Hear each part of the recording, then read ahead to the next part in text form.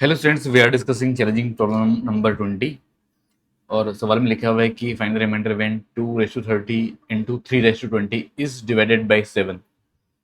ठीक है, तो 7 से डिवाइड करना है तो जो नंबर होएगा उसको 1+7 या 1-7 ऐसा कुछ हम लिख सकते हैं, मतलब उस फॉर्म में लाना पड़ेगा। समझ रहे हो ना बात को? तो अब देखो, यहाँ पर 2 पावर 30 है और इधर 3 पावर 20 है, तो इसको हम 6 पावर 20 लिख सकते हैं, लेकिन यहाँ पर 2 पावर 10 बच जाएगा और 2 पावर 10 होता है 1024। ठीक है, तो इस नंबर को हमने ऐसा लिख दिया। अब जो 1024 होता है, 6 पावर 20 जो होता है उसको हमने लिख दिया, 6 को लिख दिया 7-1 पावर 20। क्या ये बात समझ के?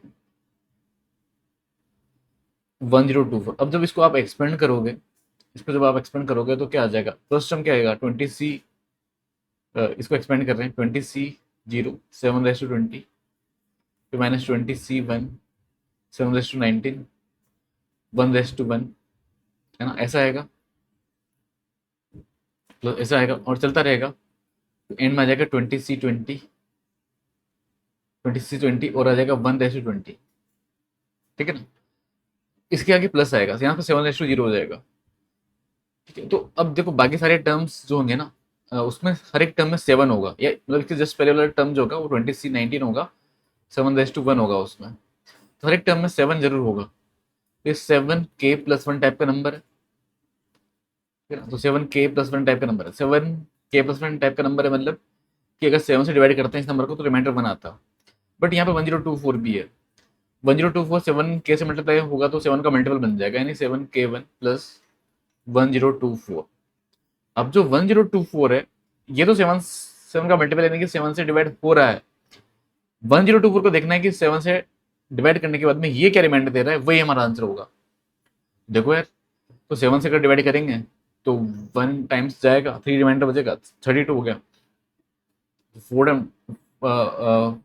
4 बचेगा यहाँ पर, और 44 को डिवाइड करोगे आप 7 से तो 6 टाइम्स। ठीक है, इंटू 7+2 ऐसा बनता है, यानी कि बी ऑप्शन 2 रिमाइंडर होगा, मतलब कहने का मतलब। ठीक है, तो आई होप कि आप समझ गए इस कॉन्सेप्ट को, और इस टाइप के सारे सवालों में सेम कॉन्सेप्ट यूज होता है। इस टाइप के मतलब जो रिमाइंडर वाले सवाल होते हैं, है ना?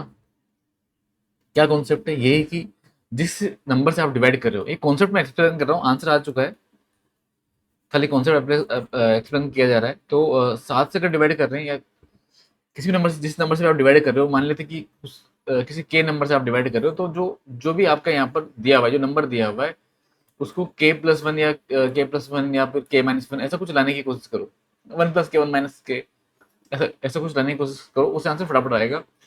अगर नहीं आ रहा है K+1 में तो फिर K+2 पे जाओ, K+2 K-2 पे जाओ, K+3 K-3 पे जाओ। जितना छोटा आप उसका मल्टीपल प्लस करोगे, उस पर आपको जाना है। ठीक है, समझ गए बात को? तो आई होप कि आपको समझ में आया होगा जो हमने डिस्कस किया। Next challenging problem, next homework question ले लीजिए आप, क्वेश्चन नंबर 21। ठीक है, तो इसको आप ट्राई कीजिए, जो भी इसका आंसर आता है कमेंट जरूर करना है आपको। ठीक है, और कमेंट करना है, और फिर ठीक है, आपका कोशिश करेंगे आपका नाम अनाउंस करें। ठीक है, कमेंट बॉक्स में देख करके। अच्छा, इस सवाल को वैसे ट्राई करने की कोशिश मत करना भाई, कि बोलो कि चलो सर ऑब्जेक्टिव अप्रोच लगाते हैं सर, n=1 के लिए देखो, n=1 के लिए ये सर 2/2 यानी 1 आ रहा है, तो n=1 में यहाँ पर क्या आ रहा है, 1 डालने पर ये 1 आ रहा है, तो ए ऑप्शन हो गया। बाकी में किसी में भी 1 नहीं आ रहा है इस पर, आप चेक कर लेना। तो मतलब ये अप्रोच ठीक है, अगर अगर अगर जेईई में एडवांस में ऐसा कुछ सवाल आता है तो इस अप्रोच से करने में कोई बुराई नहीं है, उसको बोलते हैं ऑब्जेक्टिव अप्रोच। ठीक है ना? तो ऐसा करने में कोई बुराई नहीं है, ऑब्जेक्टिव अप्रोच लगाने में क्या बुराई है, मार्क्स तो मिल रहे हैं ना। लेकिन वो तो तब की बात जब एग्जाम में हम बैठे होंगे, लेकिन अभी तो हम एग्जाम में नहीं बैठे, अभी तो हम सीख रहे हैं। तो सीख रहे हैं तो इसको आप जो भी हमारा मेथड होता है इस सवाल को करने का, उन मेथड से, उन अप्रोच लगा करके ट्राई कीजिए आप। ठीक है, ठीक है ना? तो फिर मिलते हैं हम नेक्स्ट लेक्चर में, अभी एक लेते नहीं।